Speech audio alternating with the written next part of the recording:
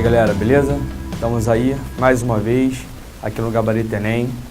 Vamos para mais uma aula de espanhol, né? Estamos aí chegando à reta final já do nosso conteúdo e tá começando a apertar, né? Provavelmente tá chegando a tua prova aí. Nós vamos fechar esse conteúdo, né? Estamos chegando perto para fazer com que você passe nessa prova, né? Hoje a gente vai ver numerales, né, numerais, né, uma sequência. Nós vimos aí já até o 30. Nós vamos ver alguns outros tempos verbais, né? E vamos ver falsos amigos, tá? Falsos amigos, de repente, não é o que você está pensando não, daqui a pouco a gente vai explicar o que é. Bem, vamos começar então? Se você lembra, nós vimos até aqui do 1 ao 30, né? 1, 2, 3, 4. E você vai recordar, né? E se você não recordar, eu vou fazer aqui rapidinho uma recuperação do conteúdo. Mas se você ainda não tiver dúvida, você volta lá no material para ver isso direitinho. Se você lembrar, eu falei que do número 21 até o número 30 é um pouco diferente em relação ao português. Diferente por quê?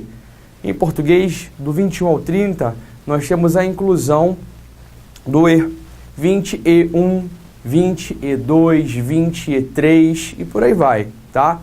Em espanhol não. Do 21 ao 29 é tudo uma palavra só, tá? 21, 22, 23, 24. Então já começa essa pequena diferença aí entre o português e o espanhol, tá? Hoje nós vamos ver do 31, né, até o 100, tá? Por que só até o 100? Porque não colocou até 1000, até 10.000? Bem, apesar da diferença da nomenclatura, o que eu quero focar hoje aqui, tá? Ele vai se repetir. Eu vou dar exemplos com com unidades de milhar, dezenas de milhar, tranquilo isso, tá bom? Bem, vamos começar aqui a partir do 31.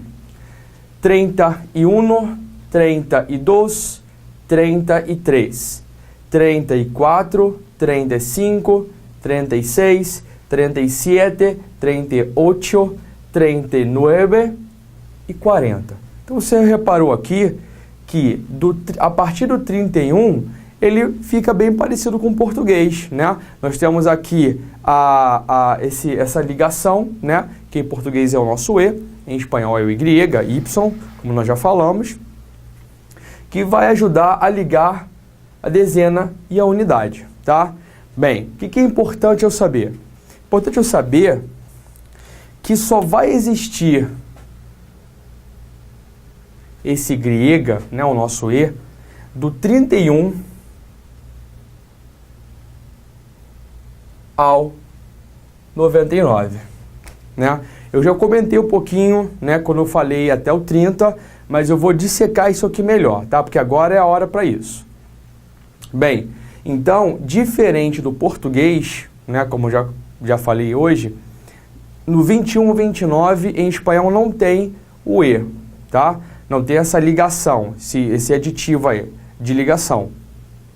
Somente a partir do 31. E do 31 ao 99, tá? E uma coisa é bom para relembrar e é muito importante, pessoal.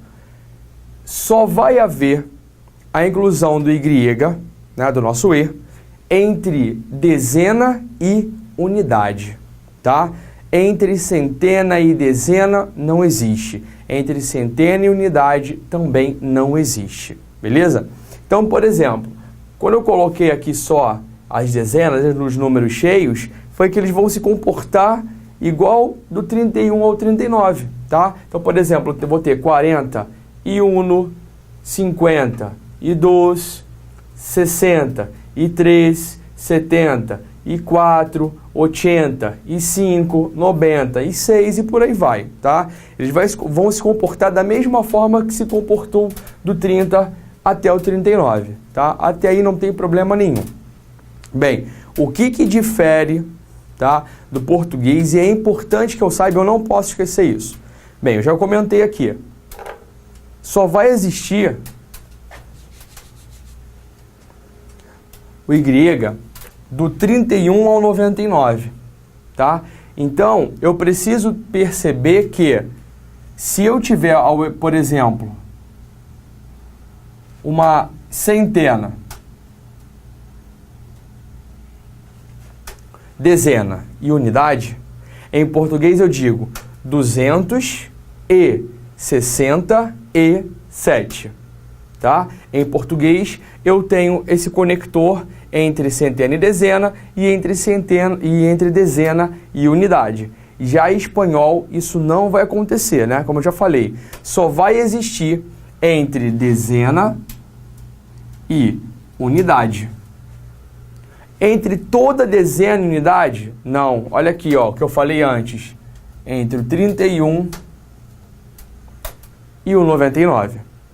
Então, se for menor que 31, ainda que exista dezena e unidade, não vai haver o Y, não vai haver o E, ok? Então, nesse caso aqui, eu tenho 200, por exemplo, é 200.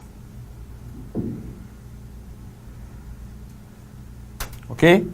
Então, tenho 200. Se eu não tenho Y entre centena e dezena, eu vou direto para dezena. 60. Lembrando que espanhol não tem dois S's. Bem, 60. Eu vou colocar o conector? Não sei. É dezena e unidade. Então, pode ser que eu coloque. Bem, mas está compreendido entre 31 e 99? Sim, 67 está entre 31 e 99. Então, eu vou colocar I e 7. Tá ok? Então, o que aconteceu aqui? Mais uma vez, tenho tenho centena, dezena e unidade. Há um único local onde eu coloquei o conector aditivo, tá? Foi entre dezena e unidade. E isso porque ele está compreendido entre 31 e 99. Se ele fosse menor que 31, não teria. Ok? Bem, vamos ver outro exemplo. Se eu tiver aqui, ao invés de centena, dezena e unidade, eu tenho apenas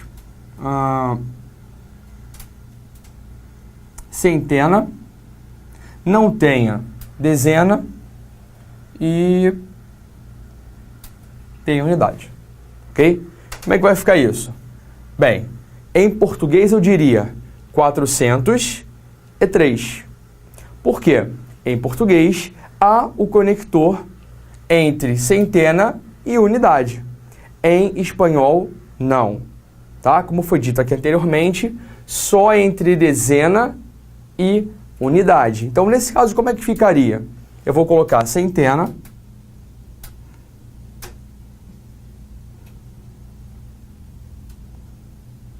quatrocentos, ok? Tenho aqui dezena? Não, não tenho. Então, vou partir direto para a unidade. Número 3, né? Aqui, 403. Tá ok? Então, tem que prestar atenção. São coisas simples, né? São detalhes pequenos, mas o que eu tenho que ter atenção para que não haja erro, ok? E vou partir agora para aqui, para o último exemplo.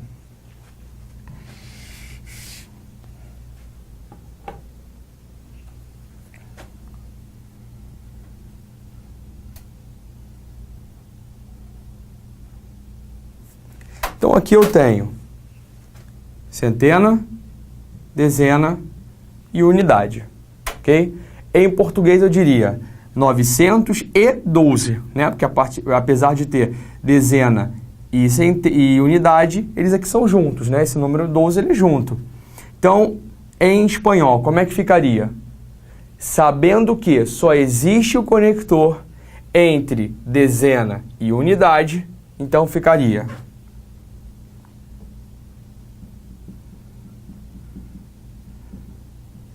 900. Como eu não tenho entre centena e dezena, 912, tá? Aqui eu vou direto. Bem, fechei essa primeira parte aqui que eu queria falar. apenas trabalhando com centena, dezena e unidade. Tá? Agora eu vou passar para falar um pouquinho como é que fica a relação quando tem milhar na história. Até aqui, tá? Estamos tranquilos, nada diferente do que eu falei até agora, tá? Nada difícil. Vamos para o próximo exemplo. Agora, para ficar um pouquinho mais difícil, mas também é muito tranquilo, eu vou ter, por exemplo, 5.000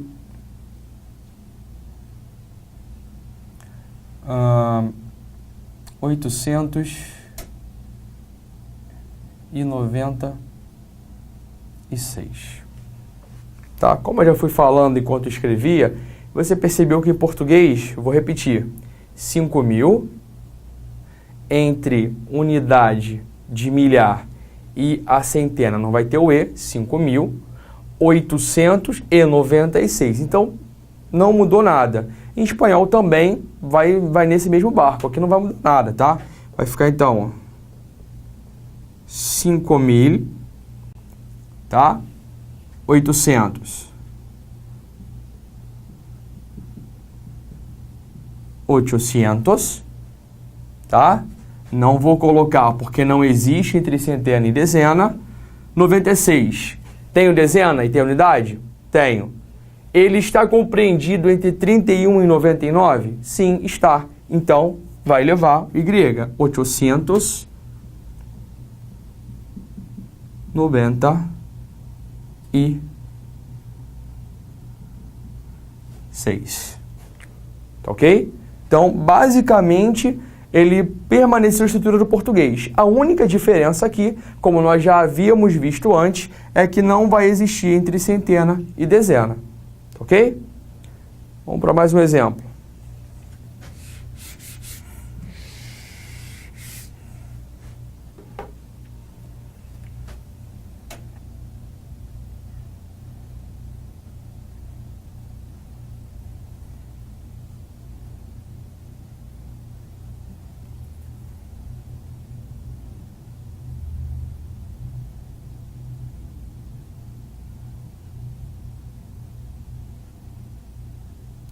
Todos nós já vimos, né? Só faltou. Acho que todos já foram. Bem, então aqui eu tenho unidade, dezena, centena. Unidade de milhar, dezena de milhar. Ok? Então como é que isso aqui vai se comportar? Pessoal, da mesma forma que vai se comportar depois do ponto. Não é porque é milhar que vai ter alguma diferença, tá? Vai permanecer da mesma forma. Então aqui eu tenho dezena e unidade. Primeiro vamos esquecer aqui, tá? Vamos esquecer depois do ponto. Tenho dezena e unidade. Bem, dezena e unidade, teoricamente, eu posso colocar Y, mas sobre algumas condições. 66 se enquadra nisso aqui? Se enquadra, tá entre 31 e o 99. Então, vamos lá.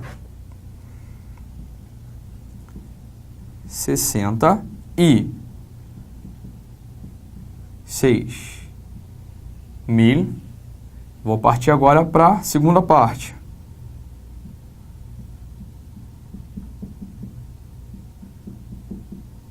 (475) se enquadra, né?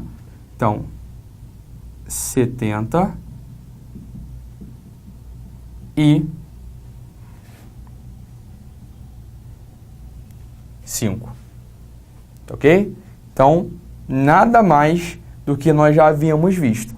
Eu não vou colocar, né, mais um outro exemplo, colocando, por exemplo, uma centena aqui, que ele vai se comportar da mesma forma que vai se comportar aqui. Se, por exemplo, tivesse 800, nós já colocamos 300, né? Vai ficar 366.475, tá? Posso acrescentar aqui para a minha esquerda quantos números forem, né? Milhar, milhão e por aí vai, que vão se comportar da mesma forma que se comportaram até aqui, tá? Eu vim até a dezena de milhar para você ver que não há diferença do tratamento que eu tenho à direita do ponto ou à esquerda do ponto.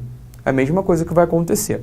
Então, para fechar isso aqui, pessoal, eu tenho que lembrar que entre 21 e 29, em espanhol, diferentemente de português, eu não uso o E, que em espanhol vai ser o Y, o Y. Entre 21 e 29 é uma palavra só, tá? Nós já vimos em aulas anteriores, isso umas 2 aulas anteriores, se eu não estou enganado, você dá uma olhadinha lá. Já quando passa de 31 até 99, aí vai entrar, tá? O Y, o Y. Bem, então sempre vai ter? Não. Em português, sim. Você tem entre centena e dezena, entre dezena e unidade, entre centena e unidade. Em espanhol, não. Só existe entre dezena e unidade, com números compreendidos entre 31 e 99, ok? Não pode esquecer que isso é importante.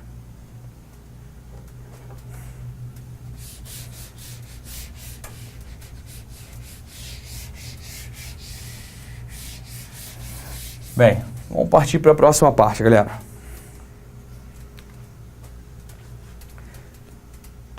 Deixa eu só avisar, tá? Infelizmente, nós estamos, como eu falei, nós estamos chegando ao final do material, né?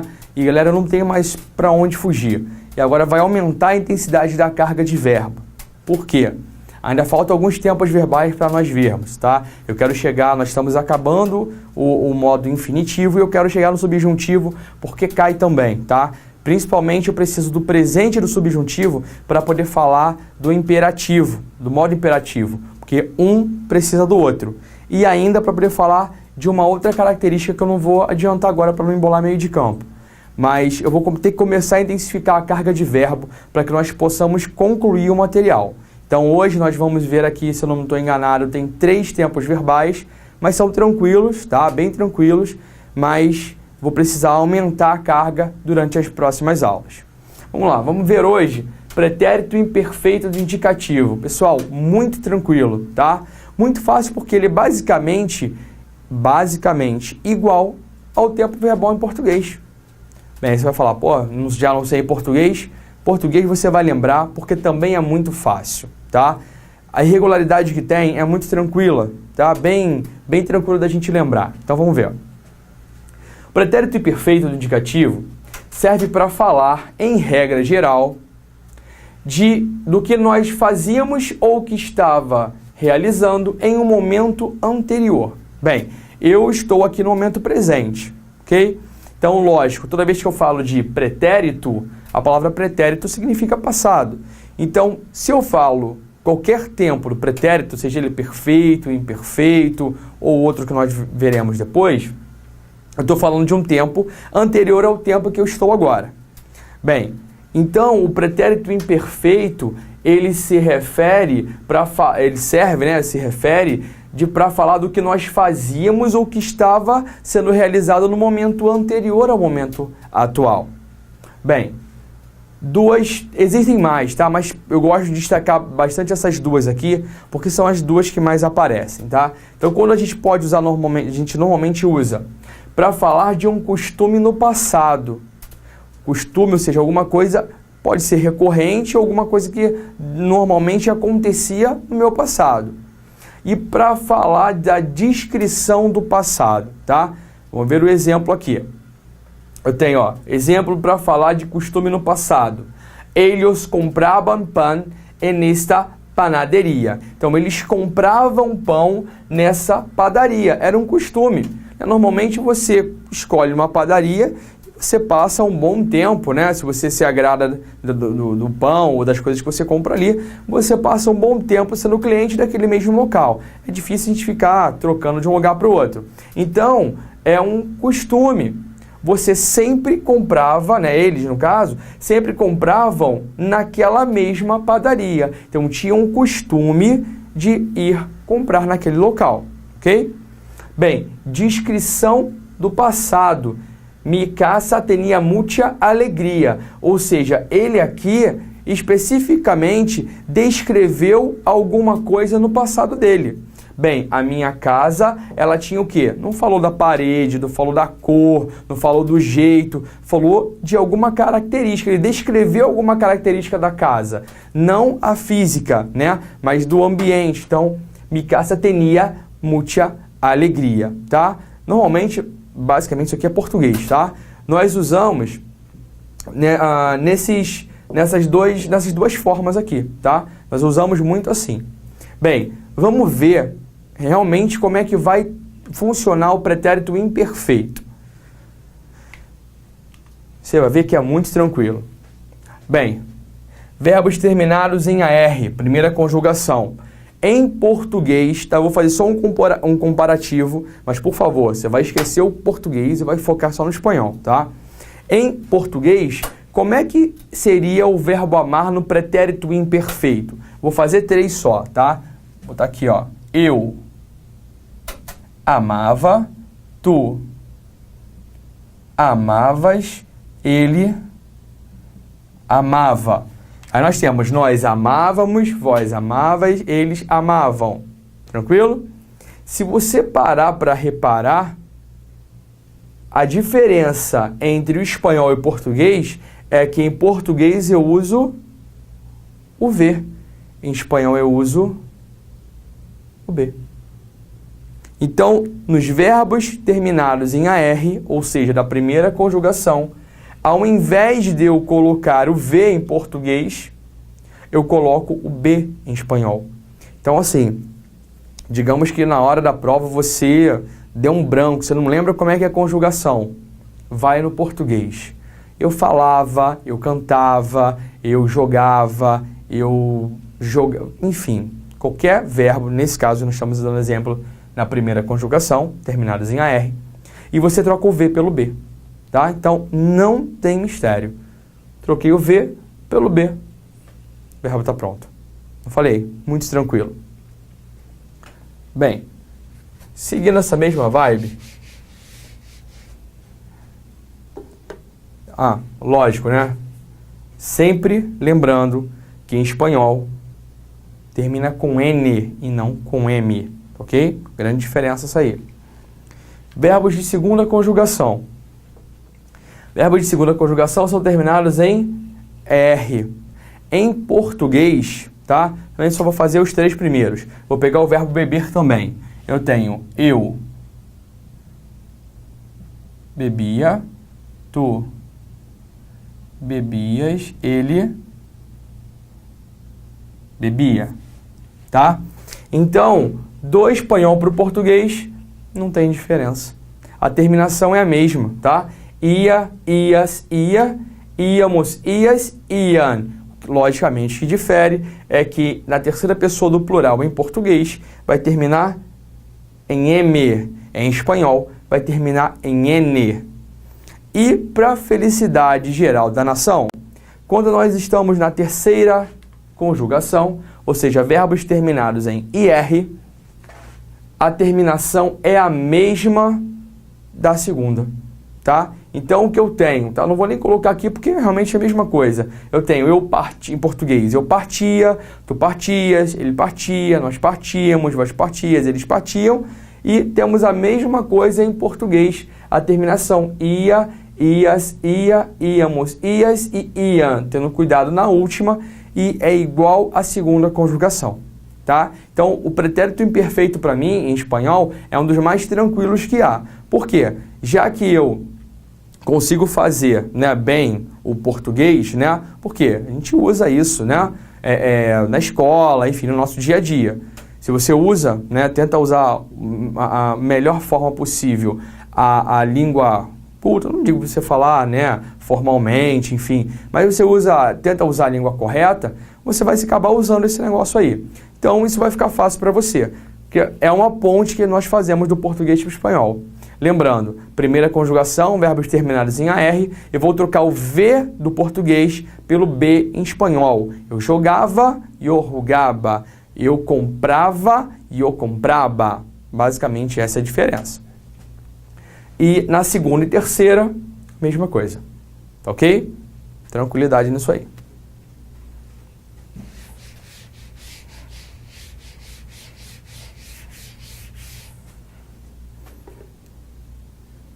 Bem,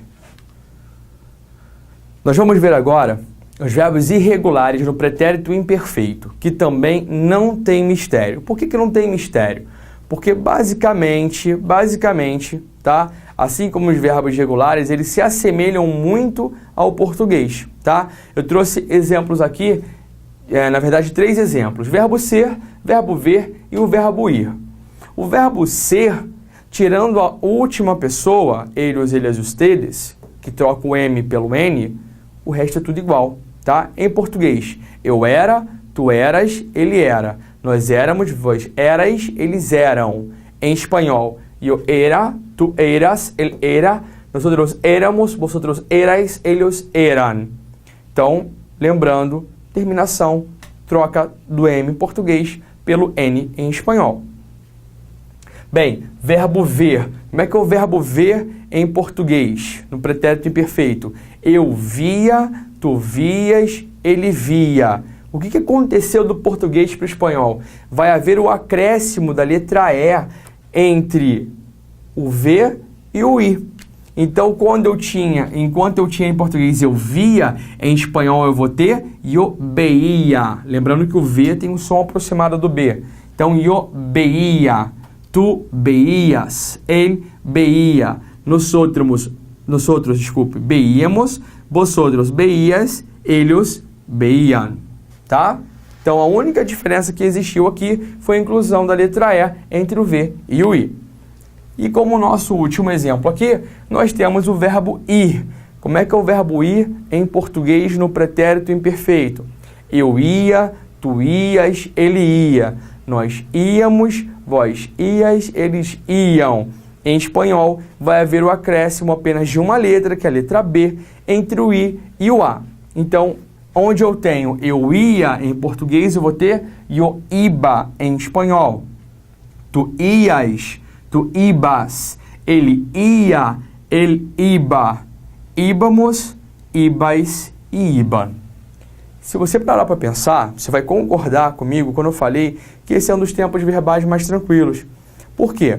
Nós não tem nem tanto macete para eu poder ensinar aqui, né? Corta de um lado, pega daqui, vai para ali, como vai acontecer com alguns tempos verbais, né? Eu vou ensinar algumas coisas que nós vamos ter que lembrar, vamos ter que fazer algumas trocas. Aqui não tem muita cambalhota para dar. É basicamente lembrar do português e, em alguns casos, fazer algumas mudanças, algumas pequenas alterações para que haja um encaixe correto, tá? Então, se ficou alguma dúvida, volta aí, revê a explicação e você vai ver que não tem mistério, beleza?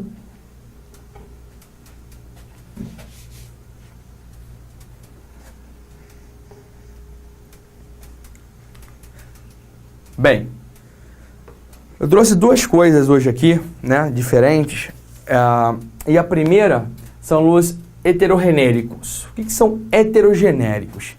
Bem, vamos primeiro dividir essa palavra em 2 momentos aqui. Hétero, você bem sabe, significa diferente. Genérico, né? Genérico me lembra a ideia de gênero. E se você bem lembra, quando eu falo de gênero, eu falo de masculino e falo de feminino. Então, hétero, diferente, genérico, relevante a gênero, então eu tenho gêneros diferentes. Como assim diferente? Você deve lembrar que lá na primeira aula eu falei assim, olha pessoal, vamos fazer um combinado aqui.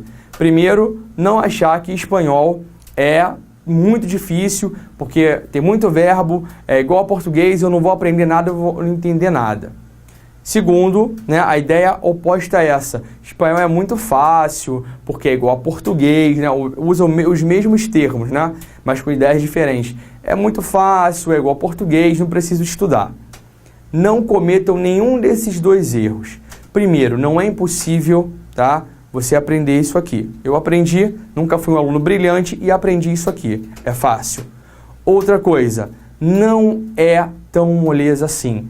Se você for com essa ideia na tua cabeça, que isso aqui é moleza, não precisa passar o olho rapidinho, vai cair do cavalo, tá? Porque toda língua tem algumas armadilhazinhas, entre aspas, comparada à nossa língua mãe, que é o português. Então nós temos que prestar atenção nisso aqui. Uma dessas é isso aqui. Gêneros diferentes, tá? Vamos ver o que é isso. São palavras que apresentam variação de gênero entre as 2 línguas, ou seja, em espanhol são masculinas e em português são femininas. Son iguales o semejantes en la grafía y significado, pero el género es diferente. Para aqui. São palavras que apresentam variação, mudança de gênero entre as duas línguas, ou seja, em espanhol são masculinas e em português são femininas, né, e vice-versa. São iguais ou semelhantes, preste atenção nisso, são iguais ou semelhantes na grafia e significado, tá? Então, às vezes a palavra é até mesmo escrita ou muito próxima, muda uma letra ou outra, mas o gênero vai ser diferente. Ou seja, quer dizer, né? Em português, uma palavra que eu uso no masculino, essa mesma palavra, traduzindo para o espanhol, ela vai estar no feminino. E ao contrário, uma palavra no masculino em espanhol, ela estará no feminino em português, ok? Bem, quando nós falamos de gênero, né, substantivo, a parte de gênero, eu falei para vocês assim, em regra geral, para que nós formemos o feminino, basta com que eu tire o O final e acrescente, e troque, na verdade, né, pelo A. Exemplo, gato, gata. Em palavras terminadas em consoantes, exemplo, professor, eu apenas acrescento A, professor, professora. Falei também naquela época que tinha uma outra característica, né, de palavras masculinas e femininas. Qual é essa? E eu vou repetir aqui para nós lembrarmos. Palavras terminadas em arre são masculinas. E as terminadas em umbre são femininas. Por que eu estou voltando a lembrar esse tópico aqui? Bem, porque isso aqui não é regra geral, isso aqui é exceção. E quem faz prova adora exceção. Adora pegar você naquele detalhezinho que você falou, isso aqui não vai cair, não é tão importante. Isso aqui é um cisquinho na areia. E normalmente eles querem pegar isso, tá? Então eu estou relembrando isso aqui, até porque nós vamos ver isso aqui hoje, tá? Pessoal, vamos encerrar esse bloco por aqui e daqui a pouco a gente se encontra no próximo bloco.